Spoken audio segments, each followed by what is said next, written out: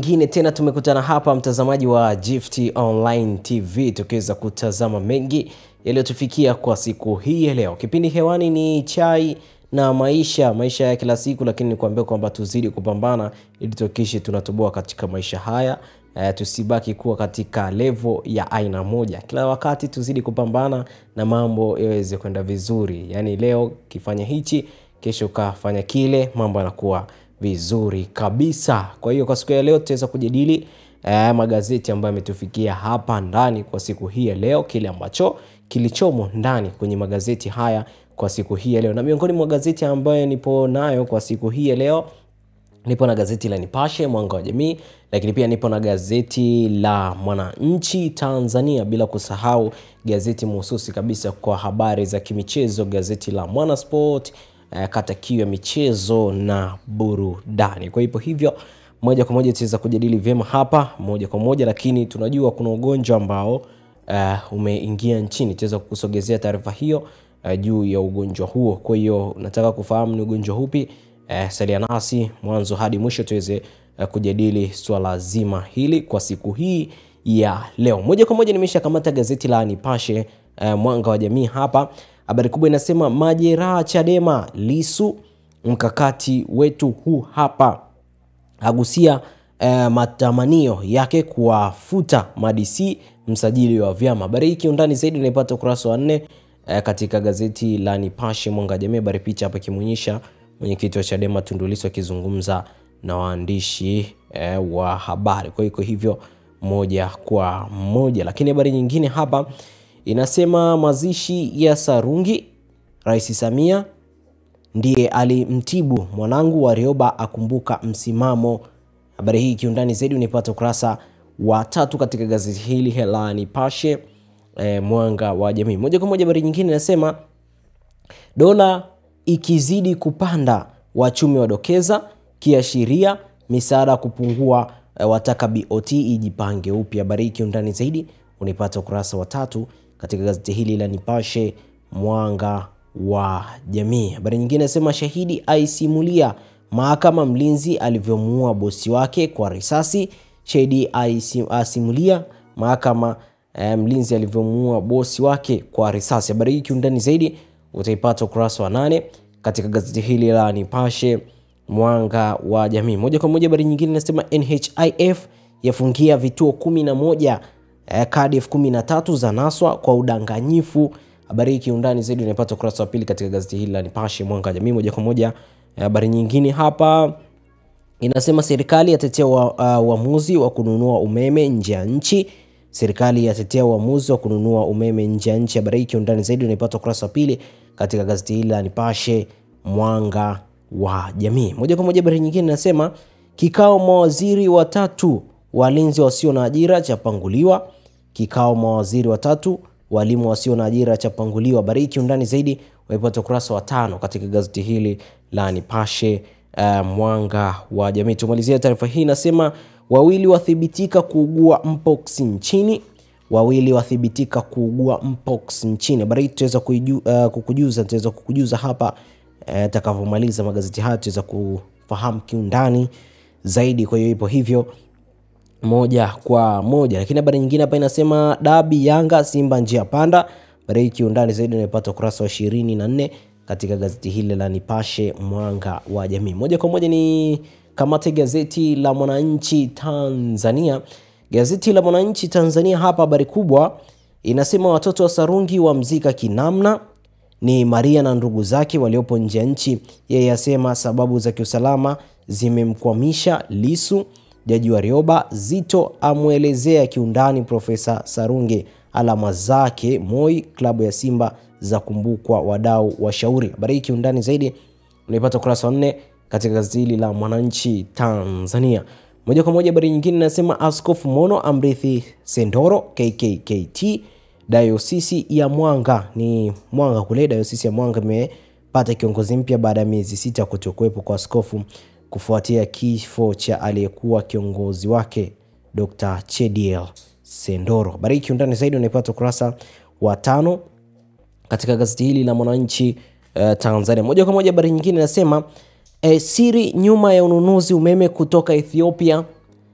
Siri nyuma ya ununuzi umeme kutoka Ethiopia ni Dar es Salaam. Katibu mkuu wa Wizara ya Nishati Felicius Mramba amesema uamuzi wa Tanzania kununua umeme kutoka Ethiopia si kwa sababu kuna upungufu katika uzalishaji, bali ni jambo lenye faida kuliko hasara. Bariki undani zaidi naipata ukurasa wa 6 katika gazeti la Mwananchi Tanzania. Moja kwa moja alizungumza kuhusiana na megawati 100 ambazo zitaweza kuuzwa kutoka nje, na alisema kwa maeneo maeneo ya kaskazini ni miongoni mwa maeneo ambayo yanakuwa na upungufu wa umeme kutokana na nyanda za kusini, ndo miongoni mwa sehemu ambazo huwa umeme unapatikana kutosha kwa sababu ya mitambo pia kule kwa kutosha. Kwa hiyo kuna kitu kinaitwa voltage drop, alizungumzia kuhusiana na hilo. Wataalamu wa umeme wanaweza kufahamu vizuri zaidi kuhusiana na hilo, kwamba umeme jinsi unavyozidi kusonga mbele ndivyo umeme jinsi unavyozidi kupungua. Kwa hiyo alisema kwamba umeme upo kutosha, megawati tunajua zipo nyingi, lakini umeme utakaotoka ni megawati 100 tu. Kwa hiyo Watanzania usio na mashaka kwa sababu umeme upo wa kutosha. Moja kwa moja nikamate gazeti la Mwana Sport katika michezo na burudani. Habari kubwa hapa inasema simu moja tu itairudisha Yanga Sport Club Kariakoo Derby 114. Pambano hilo lililoahirishwa lilikuwa ni la 114 kwa timu hizo tangu 1965. Ipo hivyo moja kwa moja.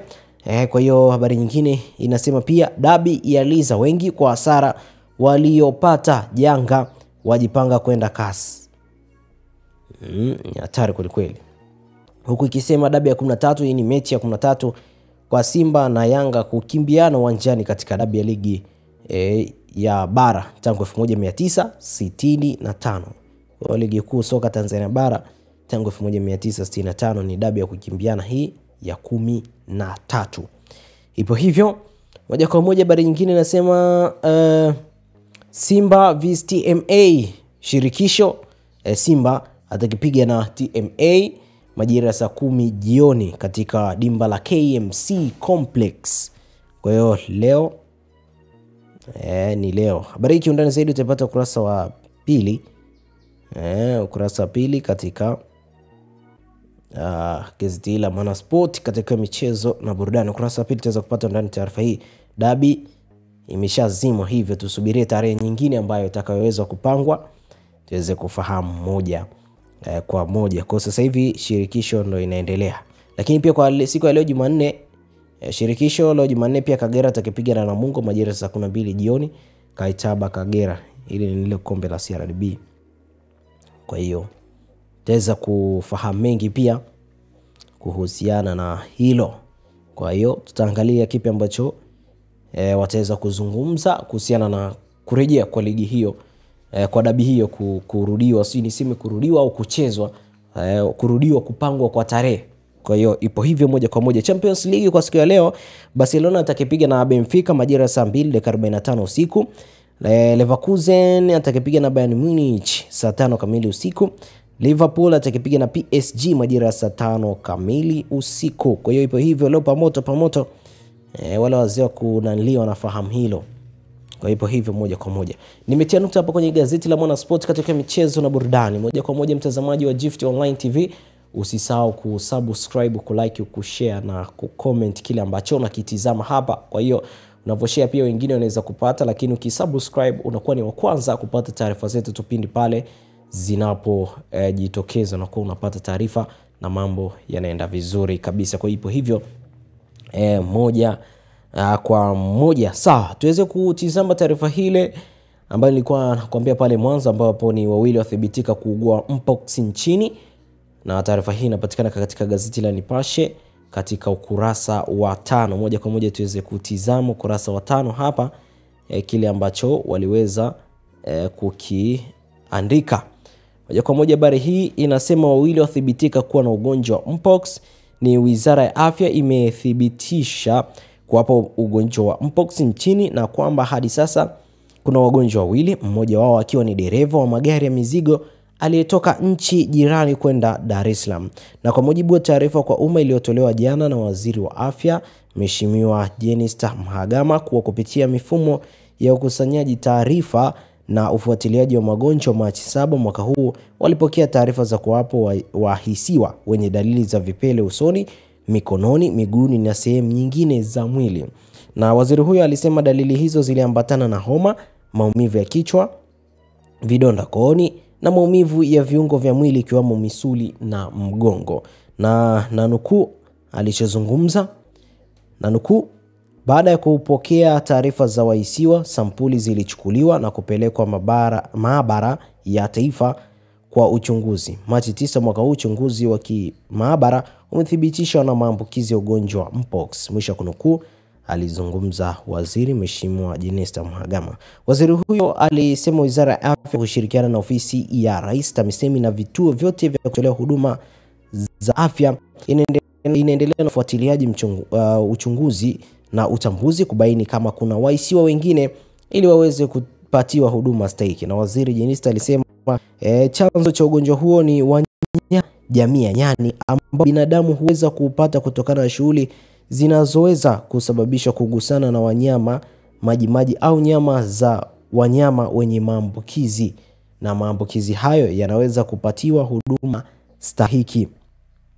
Lakini namna kujikinga tunaweza kutizama hapa, maana wametutaarifu hapa. Ili kujikinga dhidi ya ugonjwa huo inakupasa kuepuka kuchangia vitu kama nguo na matandiko ambayo yametumiwa na mtu mwenye dalili za mpox. Pia kuepuka kugusana na kupeana mikono, kubusiana, kukumbatiana na kujamiana na mtu mwenye dalili za mpox. Vile vile unapaswa kuepuka kugusa majimaji ya mwili ya mtu mwenye dalili za mpox, kuepuka kumhudumia mgonjwa mwenye dalili za ugonjwa mpox bila kuchukua tahadhari. Na Wizara ya Afya imewataka watumishi kuzingatia kanuni za kujikinga na wagonjwa wakati wote wanapohudumia wagonjwa wenye dalili za vipele na homa. Tahadhari nyingine, kuhakikisha unawa mikono mara kwa mara kwa maji ya sabuni au kutumia vitakasa mikono vile, asinakuwa ni vizuri zaidi. Kwa hiyo ule utaratibu wa kunawa mikono kidogo tuweze kurudisha kutokana na ugonjwa huu wa mpox ambao kwa sasa wagonjwa wawili pia wameshapatikana, ikiwemo mmoja ni dereva kutoka nje. Kwa hivyo moja kwa moja nimetia nukta hapa kwa siku hii ya leo, mtazamaji wa Gift Online TV. Kumbuka ulikuwa nami Tobias Kisimo. Usisahau kusubscribe, kulike, kushare na kucomment. Nikutakie siku njema na wakati mwema.